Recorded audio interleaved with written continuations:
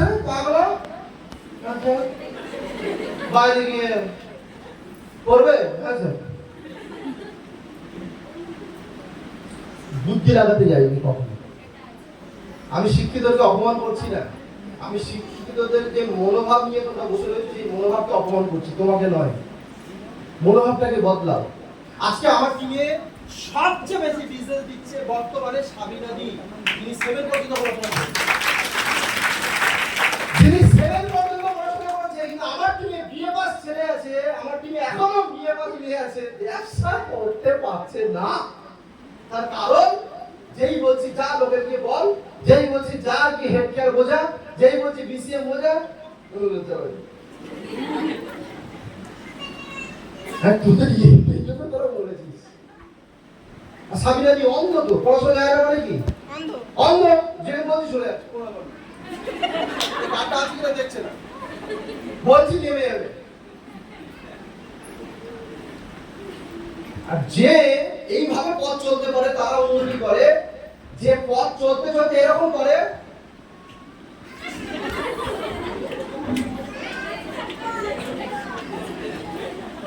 এই লোকেদের life process.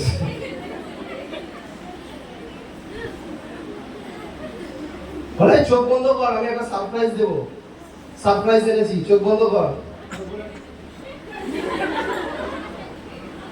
তো সন্দেহভাজন লোকেরা লাইফে কোনোদিন উন্নতি করতে পারে না। এই মানুষগুলো যাদেরকে আজকে লাইফে এই জায়গা দাঁড় করিয়েছি, আপনার কি মনে হয় ছেলে খেলা জায়গা দাঁড়িয়েছে তারা? একটা ছেলে বিদেশ ভ্রমণ করে বছরে 2 বার, এটা কি ছেলে খেলা দাদা? হ্যাঁ, খুব হালকা জিনিস, যে এটাকে গুরুত্বপূর্ণ, খুব হালকা ব্যাপার, নর্মাল ব্যাপার, নর্মাল। এটা মূর্খ ছেলে মাসে 7,000 ইনকাম করে, 70,000 ইনকাম করে, মূর্খ ছেলের আন্ডারে এত টিম, এটা কি নর্মাল ব্যাপার? এটা ভাবলে আপনার ব্রেন অ্যাবনর্মাল হয়ে যাবে, মানে পাগল হয়ে যাবে। এটা কতটা বিশ্বাস আর কতটা মেহনত, এইখান থেকেই শিক্ষিত ছেলেমেয়েরা বাইরে গিয়ে এক্ষুনি বলবে, দেখবে কত প্রবলেমের কথা বলবে, কত কথা। মূর্খ এত বড় টিম, এই শরীফুল খান, আনিসুল লস্কর, এরা সবাই, বিনা মন্ডল, এরা সবাই শরীফুল স্যারের টিম। তাহলে এটা পুরো শরীফুল স্যারের টিম, পান দোকানদারের টিম। আশ্চর্য, সে যদি স্বপ্ন দেখে আর স্বপ্ন সত্যি হয়, তুমি শিক্ষিত ছেলে বলো না পারলেও তোমার এই মুখ দেখানো উচিত আর কি না বলো?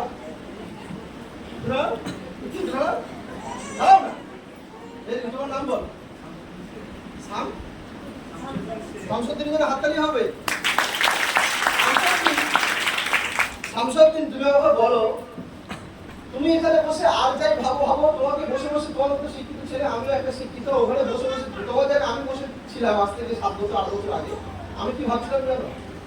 আমি ভাবছিলাম যদি পারে আমি কেন পারবো না, আর কিছু ভাবছিলাম না, শুধুই ভাবছিলাম। আজকে যে মানুষটি একটু ঢুকবে, অলরেডি রুমে বসে আছে, গুরুবদ স্যার, মূর্খ লোক, অটোওয়ালা, পান মানে শরীফুল তবু এখন টুকটাক একটু শিখেছে, উনি তো এখন কিছু করেনি, শিখতে পারেনি।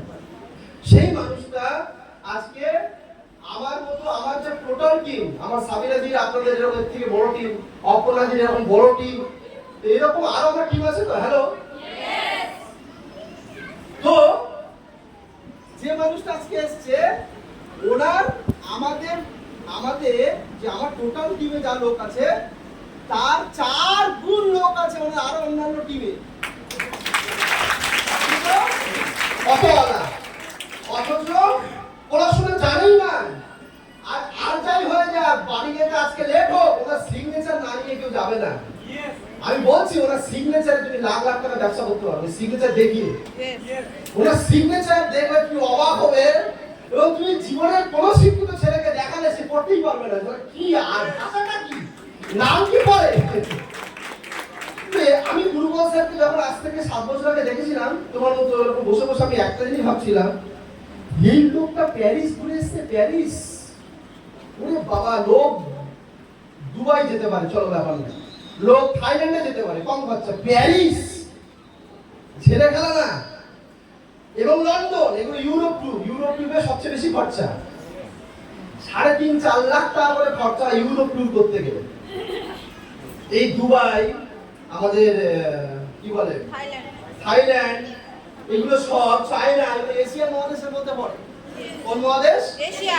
ওটা ইউরোপ কান্ট্রি, প্রচুর খরচা। এই আমাদের সিঙ্গাপুর ট্যুর আছে সামনে, সিঙ্গাপুর ট্যুরটাও অনেক খরচা হয়। সিঙ্গাপুর ট্যুরে আমাদের পার হেড খরচা করবে কোম্পানি 2.5 লাখ টাকা করে। আর তুমি একটা 6,000 টাকা ব্রেসলেটের কথা চিন্তা করছো, তো চেপে রেখে দাও, নো প্রবলেম, চাপতে চাপতে কবরে ঢুকিয়ে দাও, নো প্রবলেম। কিন্তু বলতে পারবে ওই টাকাটা দিয়ে তুমি একদিন বড় ইমারত, বকুসের মতো বড় গাড়ি কিনতে পারবে? পারবে? কোনোদিন সম্ভব নয়। আজকে এই 6,000 টাকা যেটা আমার হাতে ব্রেসলেট, আজকে এই টাকা